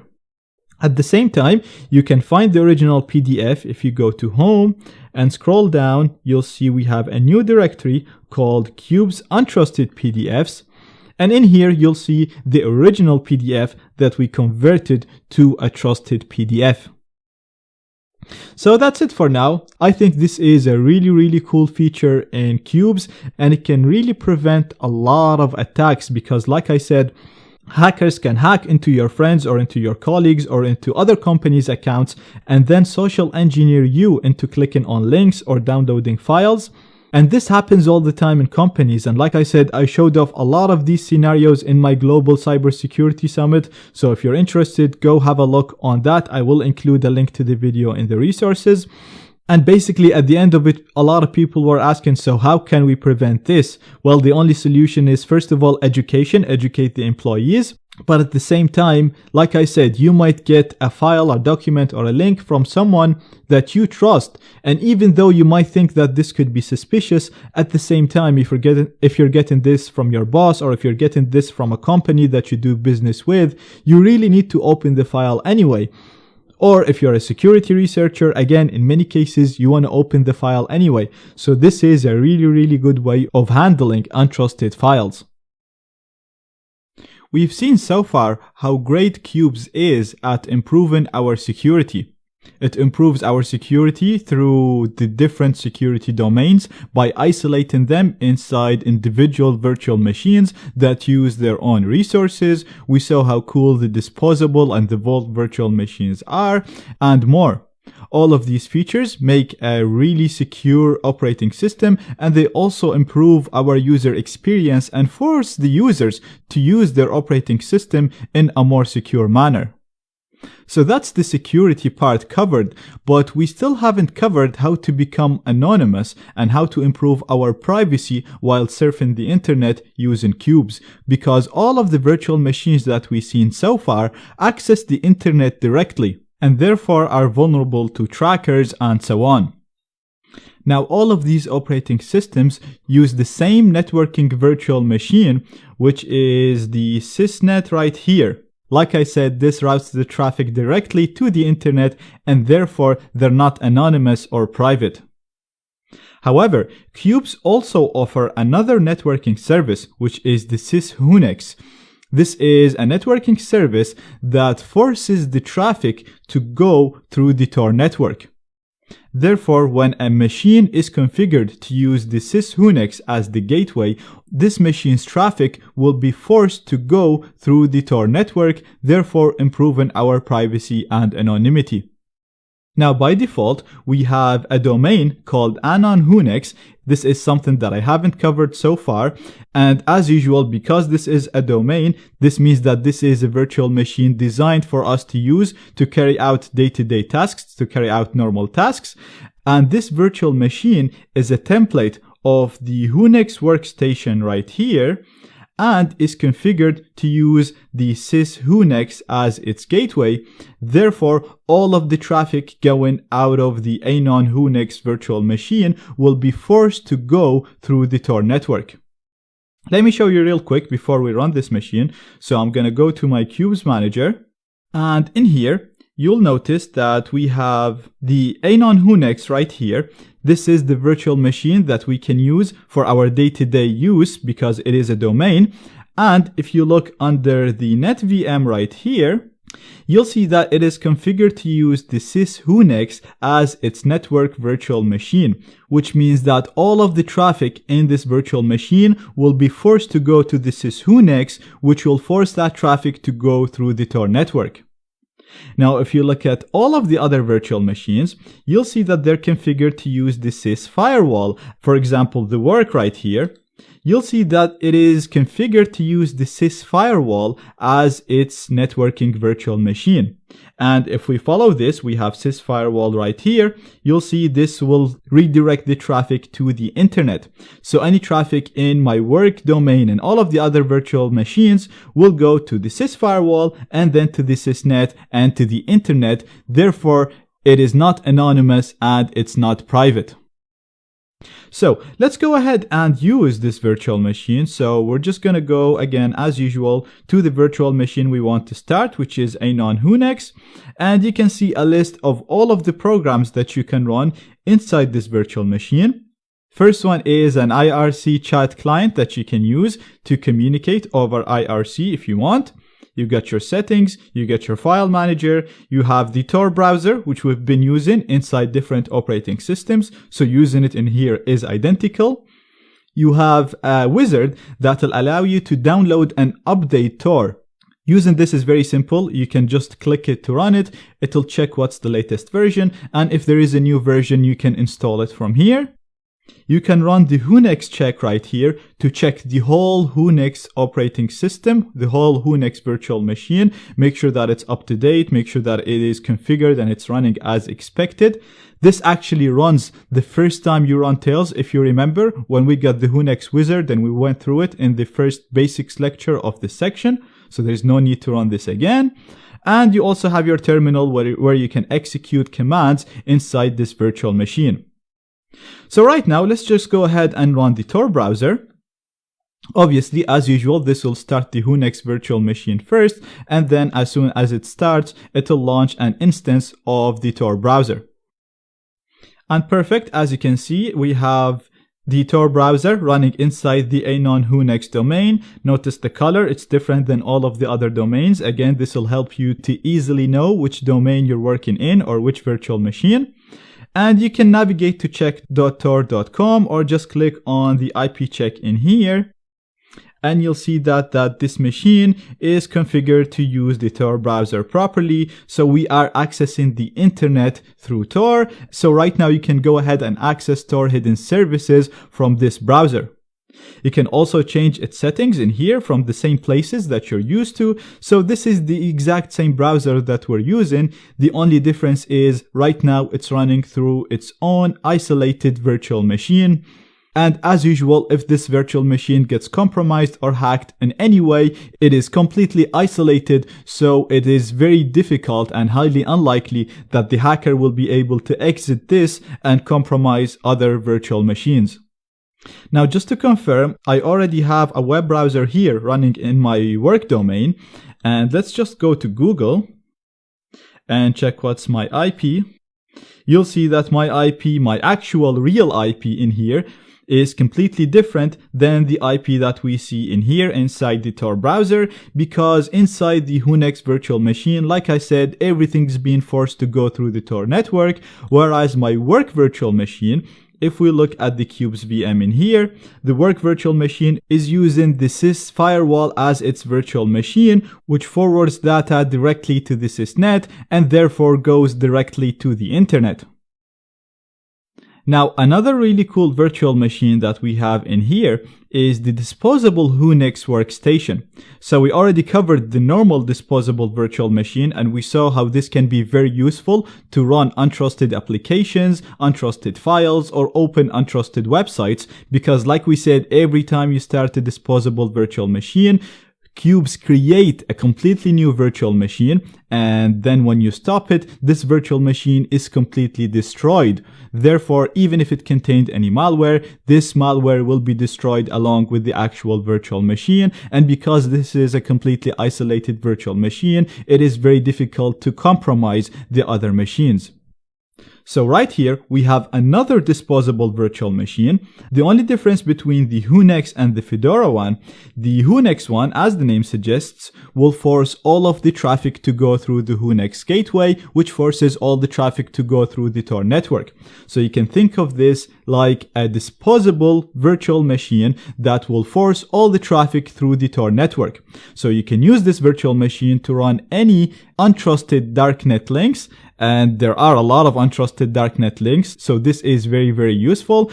And you can also use it to run any untrusted files that you get through the darknet. Now, usually you shouldn't trust any files you get even on the clear net, but if you're receiving files or if you want to open files that you download from the darknet, then you should definitely run it inside a disposable virtual machine. Now, using this is similar to any other virtual machine. You can run the application that you want from here, and because it is disposable, like I said, when you click on an application, a virtual machine will be created specifically to run this application only, and when you close the application, the whole virtual machine will be destroyed. Now, with these two virtual machines and with the way Qubes is structured, you can do so much more. You can actually create a different virtual machine for every identity that you want to use on the darknet. So for example, you can have a number of domains similar to the way we have work and personal and untrusted here that all go through the clearnet. You can have a number of virtual machines that force their traffic through the Whonex gateway through Tor and use each one of them for every identity you use on the darknet. Or, for example, use one of them for chat, use one of them to only include your crypto wallets, and use the other for surfing the internet or for surfing the dark net. So you can really structure this any way you want, and doing that is very, very simple. Let me show you. So again, you need to go back to your Qubes manager, and all you have to do is right-click the machine that you want to clone or create a copy of. And in this case, let's say you want to make a copy of our Anon Whonex, because this is the virtual machine that forces traffic through the Tor network. And all you have to do is right-click it and click on Clone Cube. This will create a new virtual machine that is identical to Anon Whonex, and then you can use this for any other reason you want. So this is really, really cool and can be tailored to fit so many scenarios and so many uses.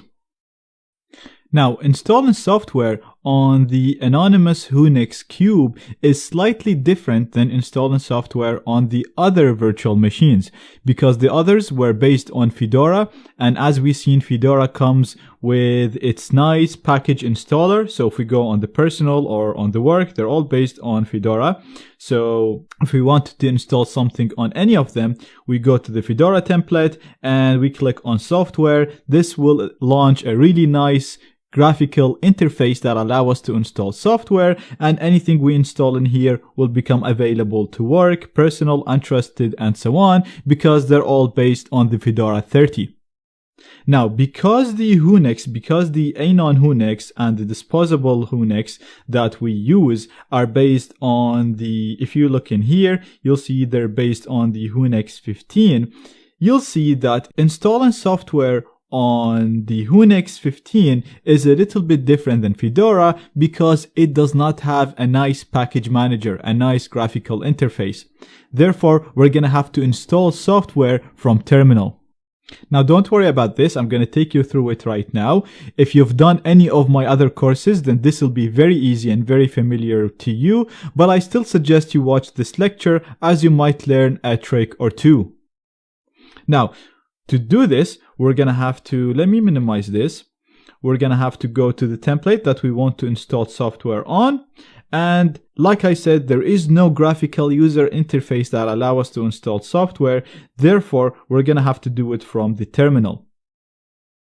Okay, now this will start a nice terminal for us. I'm just going to clear its screen. And the first thing that you want to do when you start this terminal is update the sources from which you can download packages and software. We need to do this with admin privileges. So to run a command with admin privileges, we have to first type sudo and then type the command that we want to run. And in my case, I want to update the sources like I said, so the command will be apt-get update.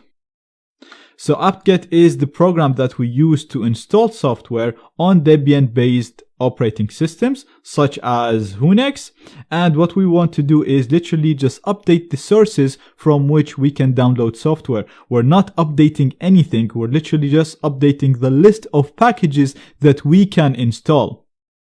Once this is done, we can search for packages and install them. So let's say, for example, you want to install Pigeon. If you remember, we used Pigeon before for instant messaging in Tails. So let's say you want to install this.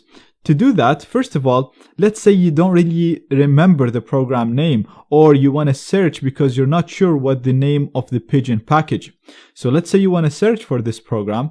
We're going to do sudo again, and we're going to do apt catch, and we're going to say I want to search for a package called Pigeon. Now this will list all of the packages that has the word Pigeon in them. So you'll see the package that you want, plus a lot of other packages, maybe related, maybe not even related. So for example, let's say you're looking for a chat program or messaging program, you can just do apt catch search message.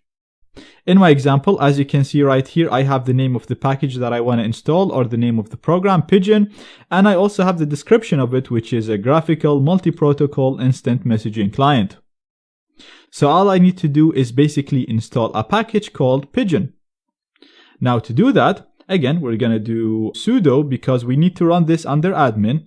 We're going to use the same program, apt-get, And instead of updating the sources, we're going to say I want to install a program called Pigeon. Very, very simple. We're going to hit enter. And because I've actually downloaded and installed this before, it's automatically downloading and installing it for me without asking me. But for you, if you're installing software or a package for the first time, it's going to ask you to confirm, and you're just going to have to type Y and hit enter to continue the process. Now, once this is done, Pigeon is installed now on my template virtual machine, my Hunex Workstation 15. Like I said, we never use the templates to run the actual software. We only use them if we want to update or install software. So this is done. This is installed. We're happy with it. I'm going to close it, and I'm going to shut down my Hunex Workstation. Wait for it to fully shut down. And once it is off, I'm going to go to my Qubes manager again. I'm going to go to the machine that I want to use the program from. So for example, the Anon Hunex right here. We're going to go to its settings. So you can click on this, or we can right click and go to settings. We're going to go to applications. And as you can see, we have the Pigeon Instant Manager available for us in here. Now you want to make sure that the machine is off when you're doing this. Otherwise you won't see it. If you don't see it, try to click on refresh applications and it should become available. Now once we have it, we're going to click on it here to make it available in the drop down menu in here, and we're going to click on OK. So now I can go in here and I can go to my Anon Hunex, and I have Pigeon Instant Messenger right here. So I can click on it, wait for the virtual machine to start, and it'll start Pigeon for me once the virtual machine is working. And perfect. As you can see, now I have Pigeon working inside my Anon Hunex domain, and we can use it exactly the same that we learned with Tails. You click on add, you create your user, or you log into your existing account, and then you start communicating, sending messages, and so on. Now, in this example, obviously, I literally just installed Pigeon, but you can follow the exact same steps if you want to install any other program or any other package. Now, I highly recommend you get comfortable with using the terminal and installing programs through the terminal through apt-get. But if you really want to have an easy way of installing programs, a graphical user interface, then you can install a program called Synaptic, which basically interacts with apt-get and allows you to install software through a nice graphical user interface, similar to what we did when we were installing programs inside the Fedora 30 virtual machine. Now to do this, we'll have to install Synaptic, we'll have to install this graphical interface. So let me turn off my Hunex machine again, and we're going to go back to the terminal of our template, which is the Hunex Workstation. And we're going to clear the screen. And this time, instead of doing apt-get install Pigeon, we're going to install a program called Synaptic. We're going to hit enter. It's asking me if I really want to do this. I'm going to say yes, please install it for me. And like I said, this is literally just a graphical user interface that allows us to install packages if you really don't want to use the terminal. Perfect, now it's installed, and usually we don't use any programs inside the template virtual machines. Like I said, we use them inside the domains. This is what we did literally with Pigeon and with everything else. But because Synaptic, the program that we installed, is a program that allows us to install other packages and other programs, it only makes sense to use it inside the template so that all of the other virtual machines that are based on this template would inherit these programs. Therefore, we'd want to use this inside our template virtual machine. So back to the Cube Manager, we're going to select our template, which is the Hunex Workstation 15. We're going to go to its settings, applications. We're going to scroll down. We're going to look for the package manager. We're going to add it here to the right. We're going to click on OK. And now if we go to the drop down menu of it in here, you'll see we have a new entry, which will allow us to launch this graphical interface for the package manager for apt-get. We're going to close this warning, And perfect. As you can see, we have a program that has a nice graphical user interface. You can use the search button in here to search. And then if you want to install any package, you literally just tick it in here from the list, mark for installation and mark, and then click on apply to apply the changes and install the package. Like I said, I highly recommend getting used to using the terminal. It is much better, and if you know how to use it, you can use it across multiple platforms. You're also installing less packages, so there is less attack surface. And finally, there are people reporting issues with Synaptic inside Whonex. They're saying it creates a lot of problems. So you can see whatever suits you best and just go with it. Now finally, before we wrap this up, I'm going to close this, I'm going to quit. I just want to show you how you would update any virtual machine or any template. I've touched on it before, so you can actually start the template, whether it's a Fedora or Debian, or even if it's another operating system, literally look up how that operating system gets updated and follow the steps. So usually for Linux, you do apt-get update, apt-get upgrade, and then apt-get dist upgrade to upgrade for another distro if there is a new release. Alternatively, you can actually just do it in here from your Qubes manager. For example, again, let's say you want to update your Whonex workstation. Right click, click on update. This will automatically start the virtual machine if it's off. In my case, it was already on. It'll start the terminal. It'll check the sources. And once it gets a list of all the updates, all you have to do in here, it's asking us to confirm. You'd hit Y, hit enter, and it'll update it for you.